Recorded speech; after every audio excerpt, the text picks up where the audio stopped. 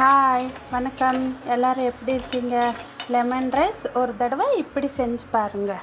எப்படி செய்கிறதுன்னு பார்க்கலாமா? அதுக்கு முதல்ல வானலியில் எண்ணெய் ஊற்றி எண்ணெய் காஞ்ச பருவு கடுகு பொரிஞ்ச உடனே நிலக்கடலை, கொஞ்சம் கடலைப்பருப்பு, கொஞ்சம் உளுத்த பருப்பு போட்டு நல்லா கோல்டன் ப்ரௌனாக வறுத்துக்கணும். அப்புறம் சின்னதாக கட் பண்ண பச்சை மிளகா போட்டு எண்ணெயிலேயே வதக்கிக்கணும்.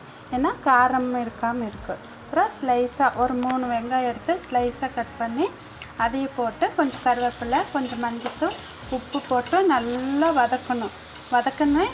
ஆற வச்சிடணும். ஆற வச்ச பிறகு ஒரு 2 எலுமிச்சம்பழம் புழிஞ்சிட்டு அந்த சீட்ஸ் எல்லாம் எடுத்துகிட்டு போட்டு கொத்தமல்லி தழை போட்டு நல்லா கிளறிட்டு ஆறின சாப்பாடு போட்டு கிளறினா டேஸ்டியான லெமன் ரைஸ் ரெடி. நீங்களும் வீட்டில் இப்படி ஒரு நாள் செஞ்சு பாருங்கள்.